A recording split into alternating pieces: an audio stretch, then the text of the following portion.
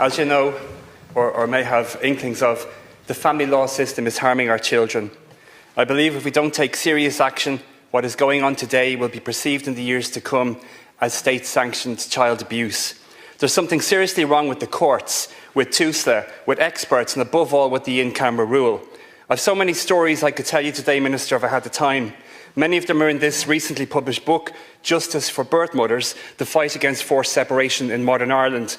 Many other people have also contacted me directly with their experiences of groupthink and lazy decisions by members of the judiciary, revolving door barristers with varying levels of interest, the absolute reliance on court-appointed so-called experts.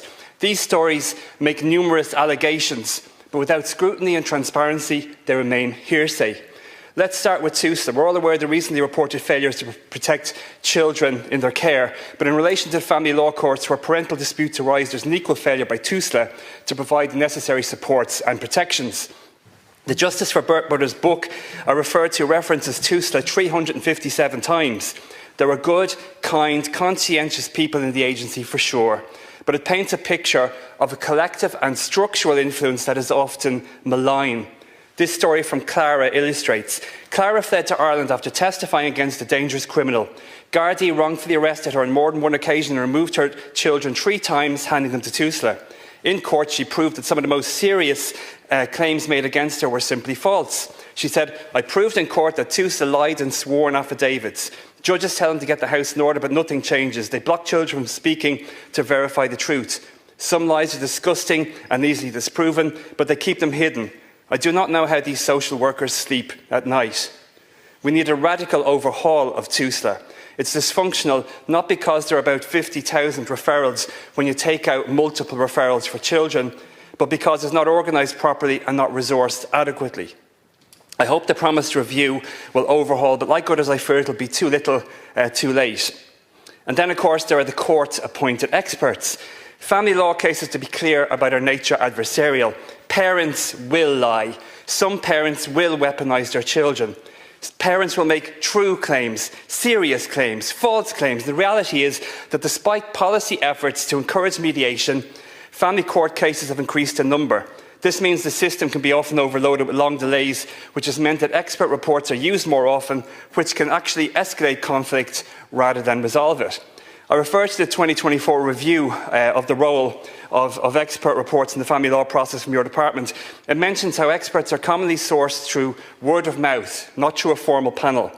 That verification of qualifications is informal, inconsistent and varies by judge.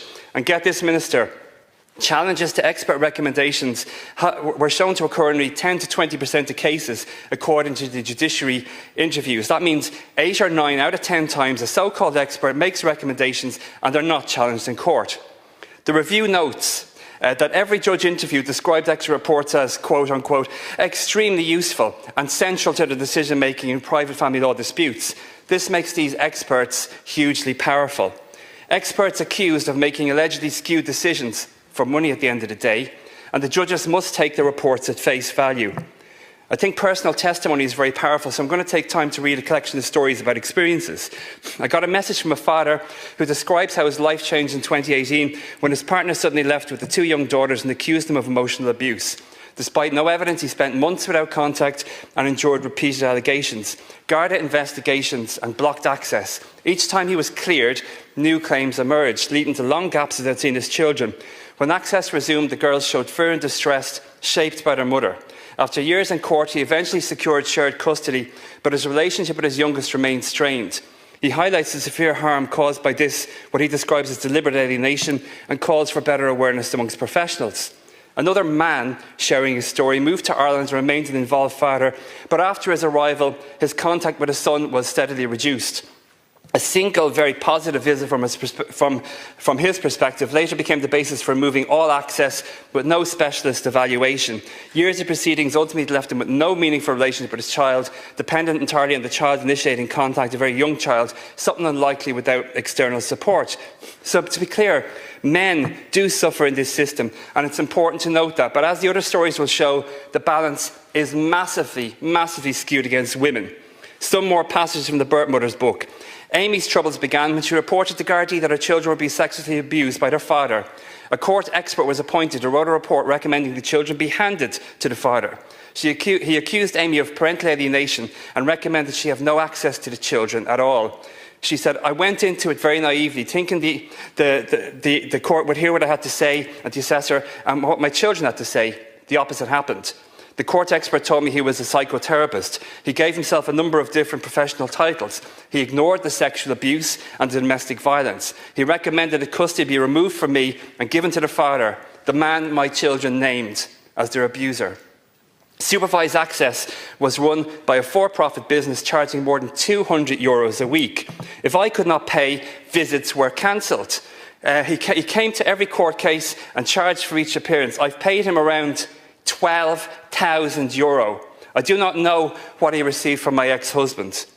Erica's troubles began many years ago, another story, when she reported child sexual abuse to Gardaí. Over time, she succeeded in preventing the family court from giving custody of her children to the father who was the perpetrator of that abuse. In her most recent court appearance, however, a judge accepted a court's expert claim that she was guilty of parental alienation and ruled that custody be given to the father. Erica appealed but could not secure free legal aid in time. She was forced to borrow €20,000 from family, friends and a local credit union to hire a private solicitor. And she said, I eventually did get a barrister and she'd just turn up that morning and my solicitor would fill her in on details. It was so obvious she never spoke to the barrister before that. When it became really serious, she absolutely let me down. It was like having no representation. And here's yet another story from someone who contacted me directly. I was labelled as bitter because I didn't have the money. The expert told me he wrote what my ex told him. He wrote in a report that my ex said I had issues with alcohol, which I don't. But when I asked, had he any proof, he said no. I gave him proof in the form of a recording of my ex saying I didn't have a problem, but he refused to listen. I asked him, was he accusing me of parental alienation? He said, where did I say that? And then went and wrote it specifically in his report. Lied on the stand in court, stood with my ex's legal team, despite supposedly being independent, had multiple meetings with my ex and phone calls, but I wasn't afforded the same. He dismissed my child when bringing up inappropriate behaviour, said she got it wrong. The only other person he discussed the case with, believe it or not, was the woman my ex had an affair with who had walked out in her own family. He dismissed one child's learning issues, said they were a performance I made her put on, despite a report from an OT. He made kids stand under a tree and told them, bond with your father or be brought back. This is despite being told by the children my ex had told them specifically he was getting bailiffs to drag me out of the house and frightening them. He was completely dismissive of domestic abuse. Even when this expert presented my proof that my ex was not being alienated and he was lying about access, he still spun a total lie that I was alienating him. And then listen to Sophie's story. Sophie reported that a teenage daughter had been sexually abused by her father. The case went to family court, where a court expert accused her of parental alienation. Custody of the children was given to the father. She hasn't seen her children since early 2022. She said, I despise all of them. I had to pick an organisation that's the worst. It's the family law courts. It's the people in them. They are liars. They have no honesty. The in-camera rule needs to be lifted. There's no justice. Your basic human rights have been violated, and it's hidden by the in-camera rule. People commit perjury every day in the family law courts and nobody outside knows, she says. I've seen social workers commit perjury. I've proof of it. I even have an admission of perjury from one. So we see how these experts facilitate false accusations in the court system, and many parents have been denied access to their children as a result. We've seen stories of alienation in the general sense, but also cases, especially among women, who've been wrongly accused of parental alienation, with one social worker in the system, a cult-like devotee of Gardner's discredited theory of parental alienation syndrome, who's consigned numerous children to prolonged stays with narcissistic and abusive parents under so-called immersion therapy. Some would say that man deserves a special place in hell, but he's not the only expert who has caused pain. Of course, again, it's all hearsay because we've no reporting due to the in-camera rule. It provides shelter for abusers. And yes, Minister, I'm aware that the 2024 report made recommendations, and some things are coming online. So I do hope that this positive feature will help. But we still know that even if we do have this new panel of assessors, this new scrutiny going in, we still have to have transparency and scrutiny on the decisions being made then. Because even the most qualified people make mistakes. We've seen this with judges, we see it everywhere. Which brings us back to the in-camera rule. No doubt, Minister, you referred to the report on the operation of the in-camera rule in family law proceedings by Drs Parks, Burns and McLaughlin. This report was a comprehensive report, and it did multiple interviews with many stakeholders.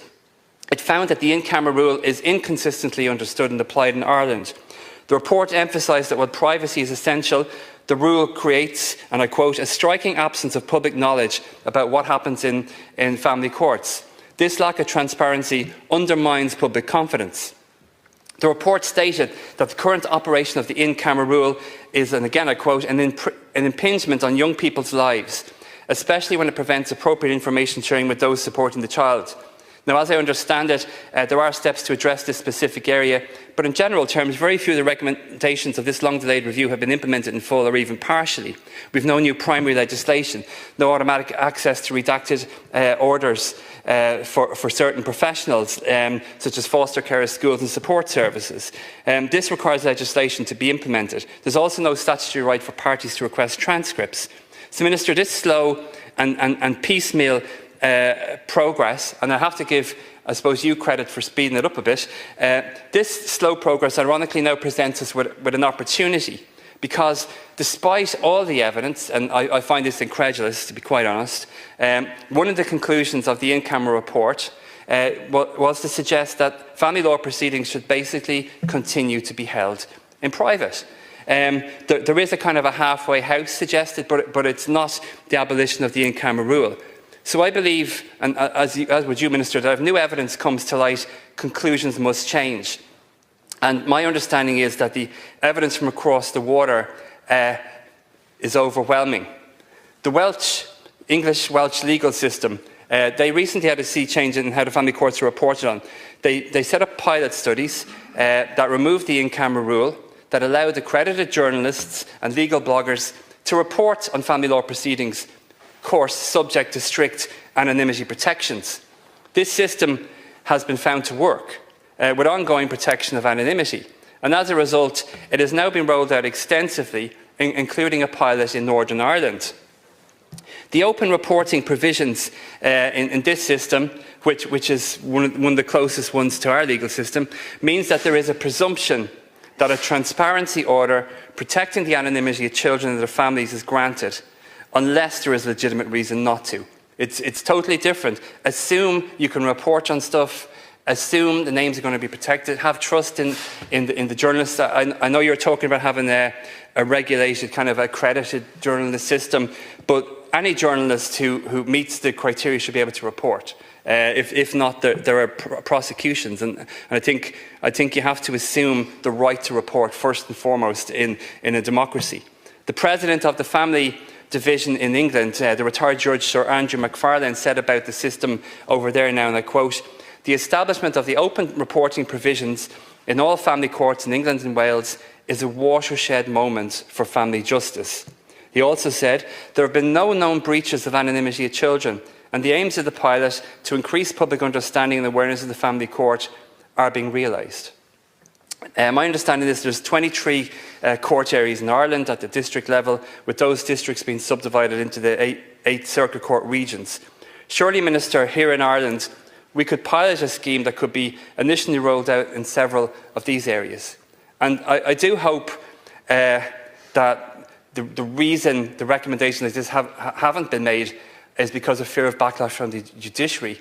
We know that Dr. Charlotte Proudman in the UK, for example, was trolled online, was called a bitch, got horrendous abuse from actual members of the judiciary who didn't like what her involvement in the case, and it was a collective.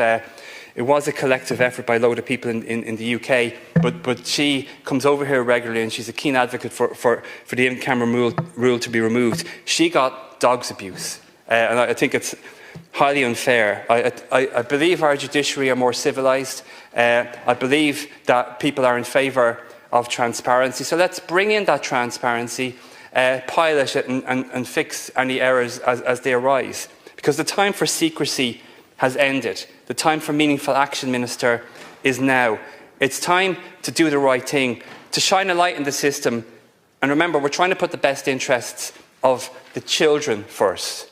If you have stuff going on, and maybe even if 80% of the allegations are hearsay and they're false, that means it's 20% true. And if you shine a light on bad decisions, if you put scrutiny on something, it leads to improvements. We need to shine a light, Minister, so please do the right thing. Thank you for watching. Please like and share.